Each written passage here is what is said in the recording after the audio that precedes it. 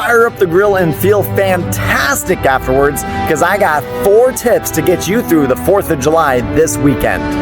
Now, I've ordered these 4 tips in order from easiest to a little bit more challenging, but more beneficial for your health. So, first off, let's go easy and let's just say, fuck it, throw it out, right? The very first strategy you can use to get through the 4th of July weekend is to simply just yeet the meal plan and feel fine. Right? And this is okay, actually. If we think about, if you have 3 meals a day, 7 days a week, that's 21 meals. If you go off the rails a little bit on one meal, that's only like, what, 4.7%? If you only go off 4.7%, but the rest of your week looks really, really good, hey, look, you're going to end up with like 95%. That's a great week. Now, this one does have the most danger, because if you start to stack a bunch of meals that fly off the rails, you go from 4.5% to 9% to 18% to 36% missing, and then you're just not doing a good job. But for a meal here and there, that's a fine option. Go enjoy the barbecue and be relaxed.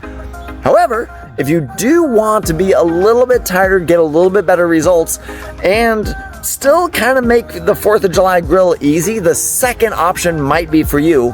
And that's simply to crowd out all the other poor options. I never want to say that there's bad food, but there definitely is food that's more calorie dense. There's definitely food that's going to make you feel yucky. There's definitely food that we want to limit our intake of. And we can crowd that out by prioritizing our fruits and vegetables first, right? At a barbecue, you're probably going to have some chopped up melon, some watermelon, some grapes, some cantaloupe possibly, right? You're going to have those fruit options. You're also going to have vegetable options. There's usually some corn on the cob. There's usually a veggie tray with some broccoli, with some carrots, whatever. If you crowd out your plate with fruits and vegetables first, one, these are low-calorie foods. They're high-nutrient foods, so you're going to feel good. You're not going to gain weight, and it fills you up and takes up space before the more indulgent, calorie-rich foods that are going to kind of sit with you longer than the single meal. So option number 2 is to crowd out. Option number 3, gonna take you to accounting, and this is simply to set up a budget or a planned amount of extras. Look, during 4th of July barbecues, you're probably gonna have some cupcakes, some cookies. There's probably gonna be some sweet treats. And if you go in not planning for this, you might walk away with a plate full of sweet treats instead of just a couple bites. What I would recommend doing is, for option number 3, is plan. How many treats are you going to do? And one of the things that I often recommend for clients is to take their hand and just whatever is about the size of their hand, feel free to enjoy, whatever. Have it an extra BLT, a bite, lick, or a treat. As long as it doesn't exceed the hand, it's really probably not going to do that much harm. And it's a holiday. It's fun. You're out with friends. You're out with family. It's okay to have some of these sweet things once in a while. And finally, the toughest, but possibly the best, at least the things that give the highest nutrition score, is to create a flexible, plug and play, put together kind of puzzle of nutrition. What I usually coach in my nutrition program is to think about food in categories. You have foods that are rich in protein. These are going to be the foods that probably come off the grill this weekend. They're going to be your hot dogs, your sausages, your chicken breasts, your steaks, your ribs.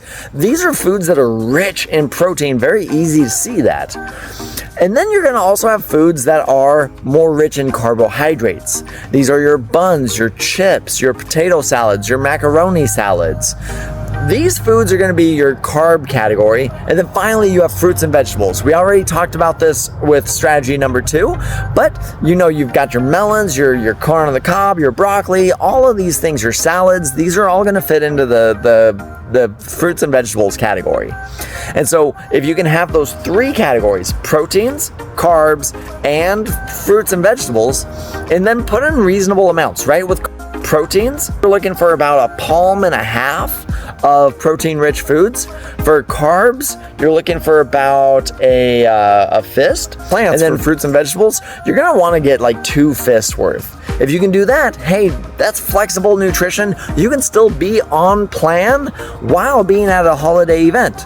It does take a little bit more thought, it does take a little bit more creativity and a little bit more effort, but it allows you to be on plan so that the holidays no longer throw you off and make you gain weight. This Independence Day holiday, I hope you have a great time. I'm visiting my parents. I'm going to have some great food this weekend. I hope you also enjoy it, and enjoy it without feeling guilty about the foods that you're taking.